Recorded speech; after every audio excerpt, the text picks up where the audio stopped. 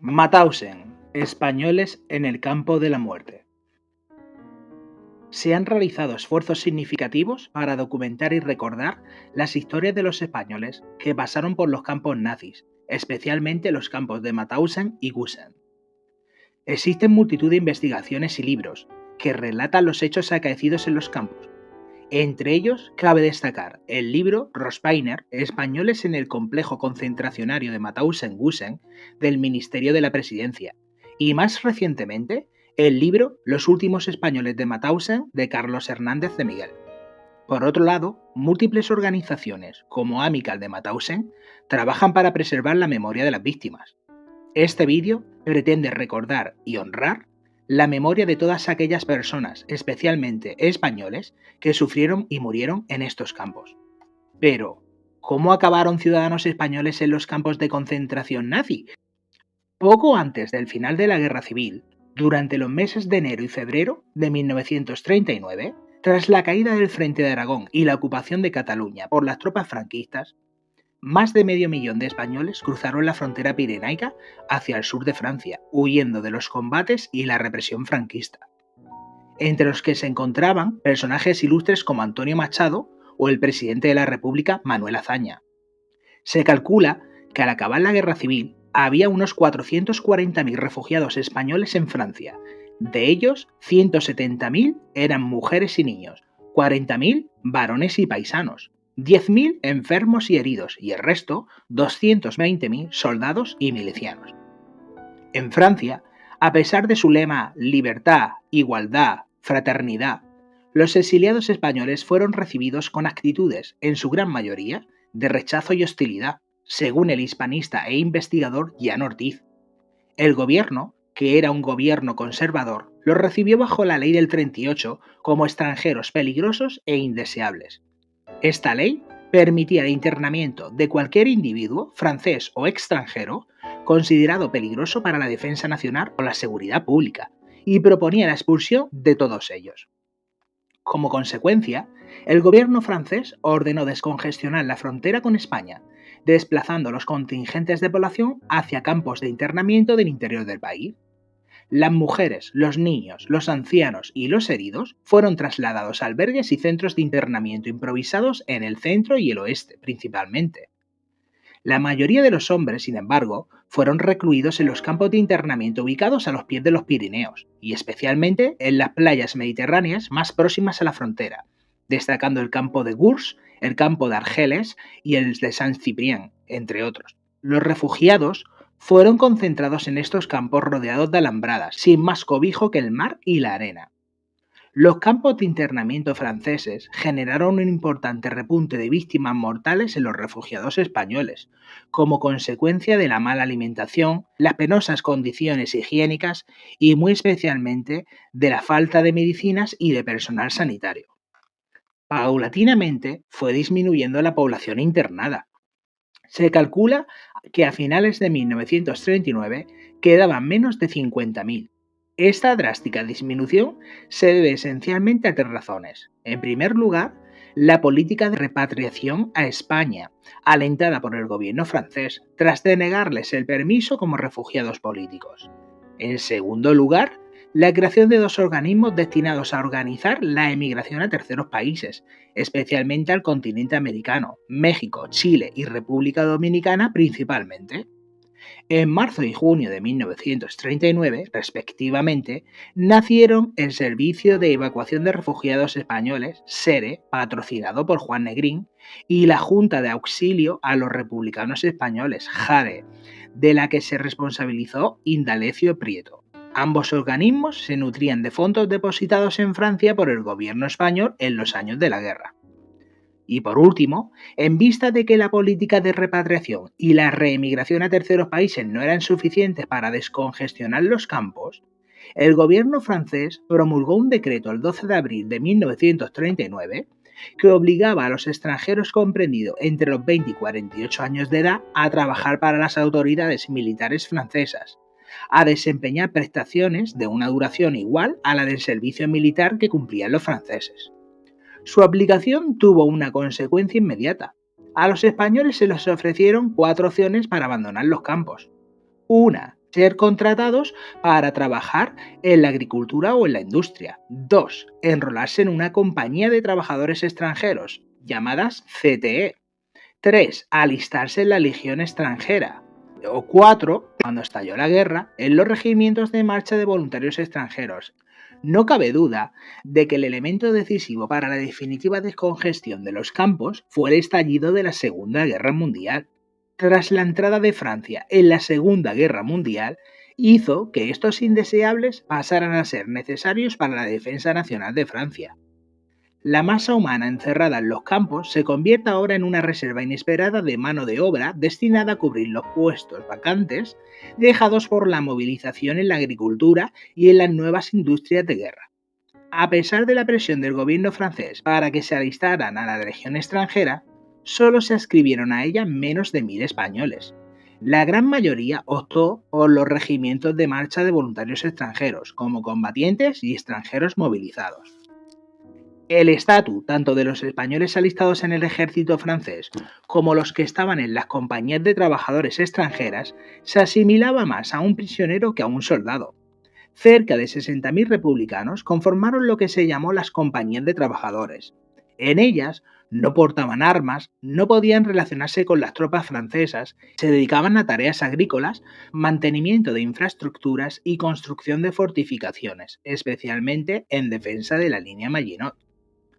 La rápida derrota francesa dejó a decenas de miles de cautivos en un territorio dividido en dos zonas, el llamado Mando Militar de Francia, ocupado por los alemanes, y el régimen colaboracionista de Vichy.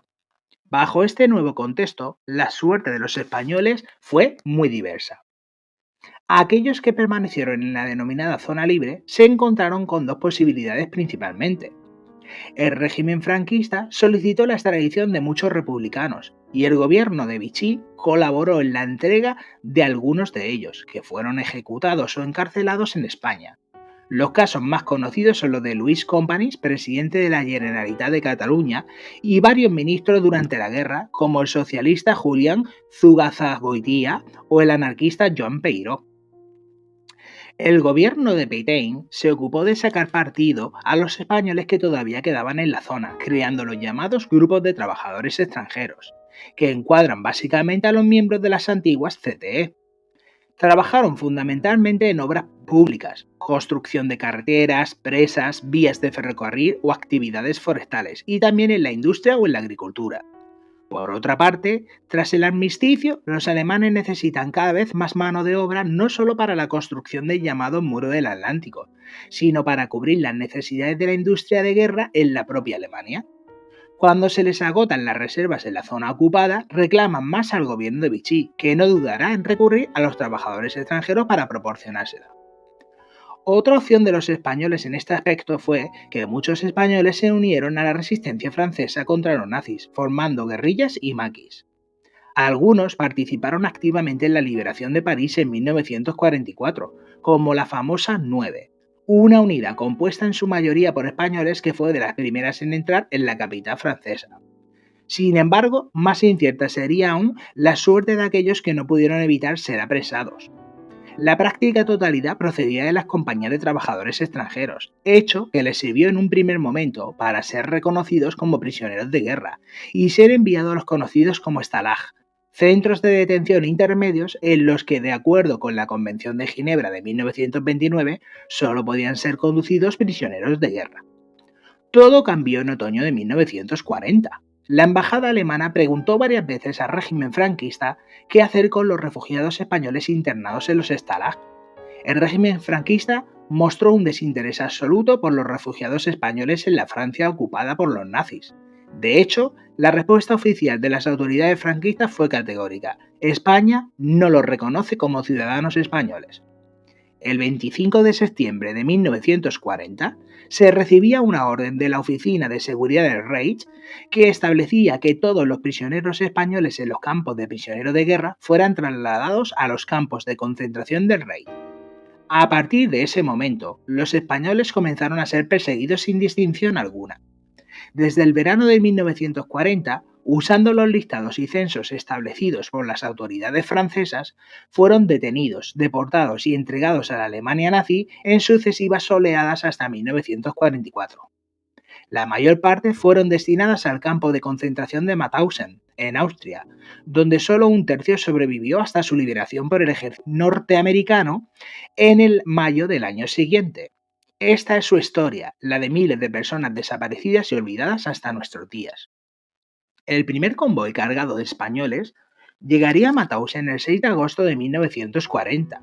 Con la llegada de los primeros contingentes españoles a Mauthausen, un primer transporte cargado con más de 300 prisioneros, que no tardaría en conocer la desdicha. El envío más trágico, sin embargo, partió el 20 de agosto de 1940. Se trataba del conocido como Convoy del Angulema, tristemente famoso por haber transportado a 927 civiles españoles desde el campo francés de Les Alliers hasta Mauthausen. Las mujeres y los niños, por su parte, fueron principalmente enviados al campo de Ravensbrück. Más de 7.000 españoles llegarían a ingresar en el campo y de todos ellos más de un 60% fallecería. En los campos de concentración nazis, los prisioneros eran identificados con triángulos de distintos colores según el motivo de su detención. En el caso de los españoles deportados a Mauthausen y otros campos, los triángulos más comunes eran el triángulo rojo, identificaba a los prisioneros políticos, la mayoría de los republicanos españoles que huyeron tras la guerra civil y fueron capturados por los nazis en Francia. Muchos eran excombatientes, miembros de la resistencia o considerados enemigos del régimen. Y otra opción era el triángulo azul. Se usaba para apátridas. Como el régimen franquista no reconocía a estos exiliados como ciudadanos españoles, los nazis los clasificaban de esta manera. En muchos casos, además del triángulo azul, llevaban una S de Speiner, en español en alemán. La mayoría de los españoles de Mauthausen llevaban el triángulo rojo, pero algunos, especialmente los que no tenían vinculación con la resistencia, recibieron el azul. Pero, ¿cómo era Mauthausen? ¿Cómo era este campo de la muerte? Mauthausen fue, sin duda, el escenario primordial en el que los españoles conocieron la barbarie nazi. El campo de concentración de Mauthausen fue establecido poco después de que Alemania se anexionara a Austria en marzo de 1938. Se construyó cerca de una cantera abandonada, junto al río Danubio, a unos 5 kilómetros de la ciudad de Mauthausen, situada en el norte de Austria. La construcción comenzó en julio de 1938, con un grupo de 300 prisioneros transferidos desde el campo de concentración de Dachau.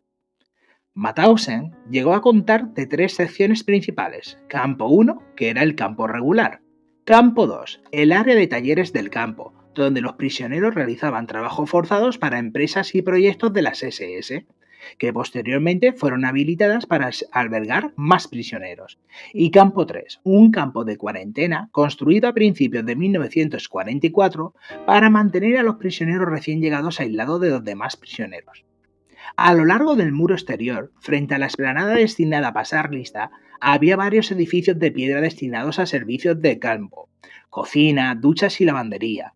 La prisión del campamento y la cámara de gas, esta última construida probablemente a mediados de 1941, también se encontraba en estos edificios. El crematorio se encontraba muy cerca. Los diferentes campos estaban rodeados por muros o por alambradas electrificadas, o incluso por ambos. Torres de vigilancia y guardianes de las SS rodeaban todo el complejo. A principios de 1941, los nazis calificaron a Mauthausen como el único campo de categoría 3, la categoría reservada a los campos con el régimen más duro. Según el decreto oficial, Mauthausen estaba reservado a los prisioneros culpables de acusaciones realmente graves, incorregibles, asociales y convictos por causas criminales, es decir, gente en custodia preventiva con pocas probabilidades de poder ser reeducada. Los internos así denominados eran sometidos a condiciones inhumanas, consistiendo en la más infame en forzarles a subir pesados bloques de piedra o los 186 escalones de la mina del campo. Estos escalones eran conocidos como escaleras de la muerte. Periódicamente los prisioneros integrados en el sistema del campo de Mauthausen eran sometidos a una selección. Aquellos prisioneros a quienes los nazis juzgaban demasiado débiles o enfermos para trabajar Eran separados de los demás y asesinados en la cámara de gas propia de Mauthausen, capaz de matar a unas 120 personas simultáneamente, o bien en el cercano centro de ejecución por eutanasia en el castillo de Harzen. Se estima en 190.000 el número de prisioneros que pasaron por Mauthausen entre 1938 y mayo de 1945. De ellos, se cree que unos 90.000 murieron en Mauthausen y sus campos, un tercio de ellos eran judíos.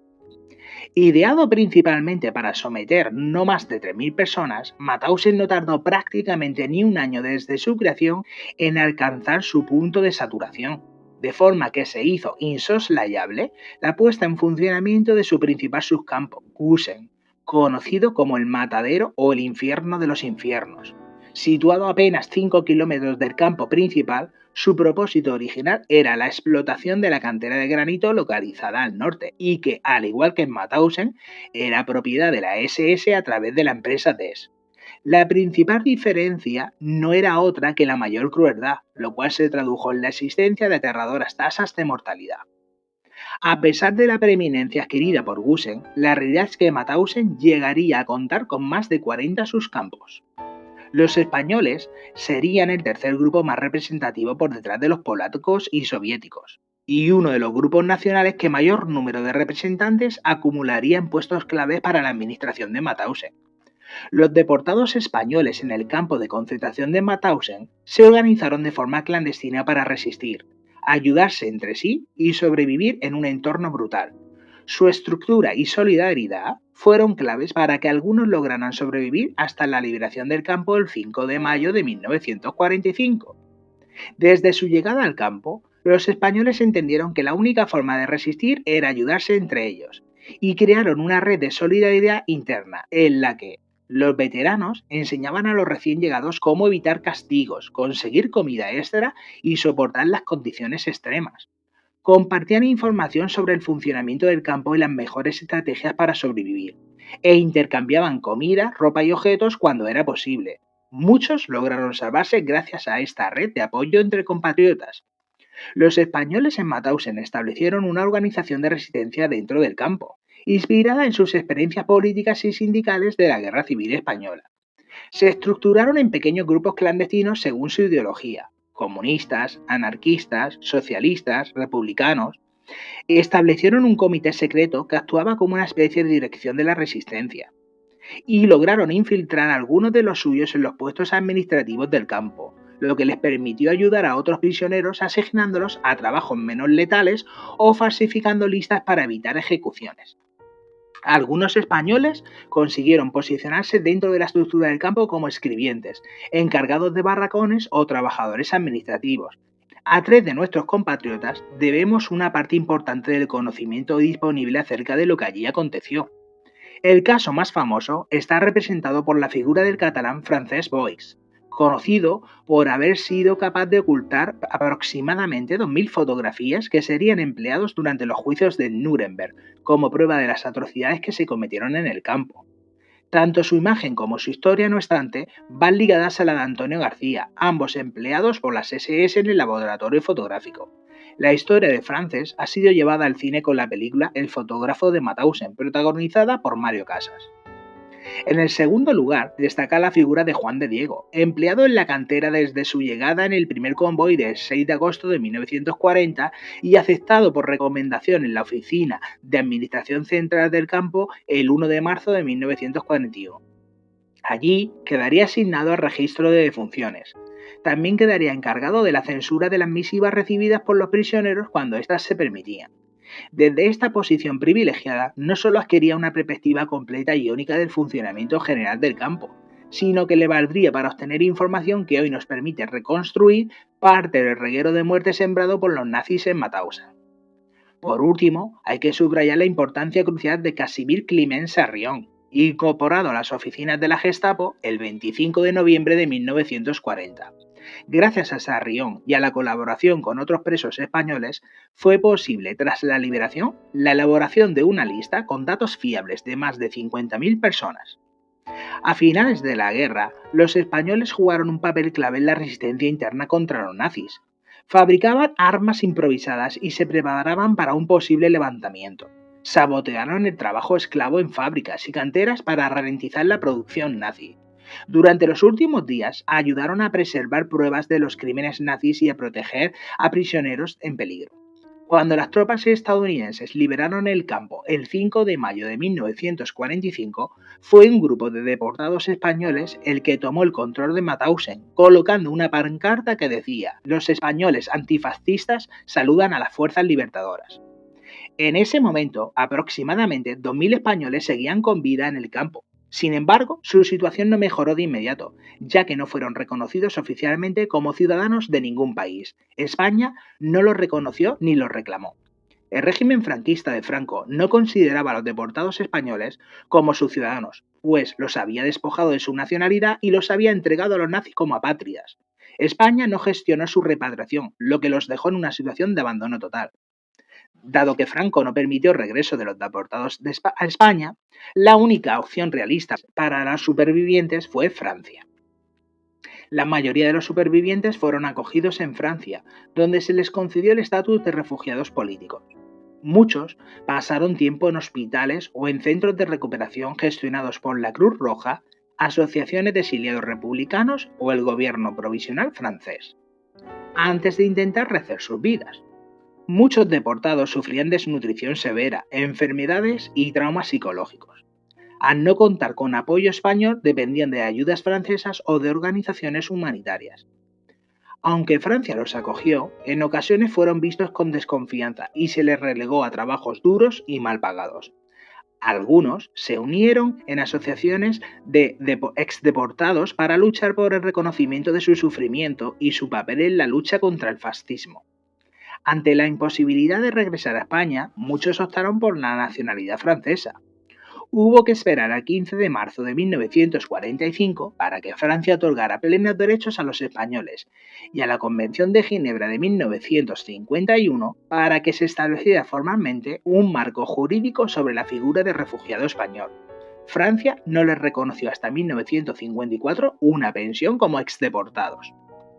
En España, el régimen franquista tenía información de lo que ocurría en Mauthausen. Los responsables del campo de concentración estaban en contacto con el consulado español de Viena, al que le llegaron a enviar los objetos personales de algunos de los deportados. Mientras toda Europa reconocía como héroes a los supervivientes y a las víctimas de la barbarie nazi, la democracia española les olvidó. Francia concedió la Legión de Honor a los deportados españoles en varios actos conmemorativos, principalmente en reconocimiento a los supervivientes de los campos nazis. Uno de los momentos más destacados fue en abril de 2004, cuando el gobierno francés otorgó esta distinción a un grupo de antiguos deportados españoles, en particular a los supervivientes de Mauthausen y otros campos de concentración.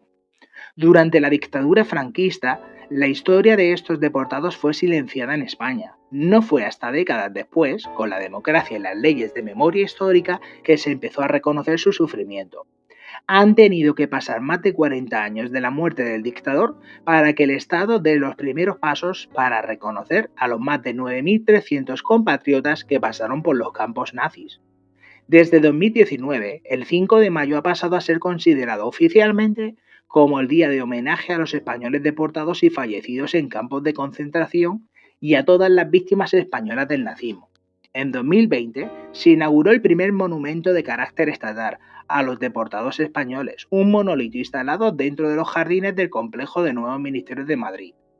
Este vídeo es un homenaje a todas aquellas personas que sufrieron y murieron en estos campos de barbarie. Es importante no olvidar el pasado para no cometer los mismos errores en el presente.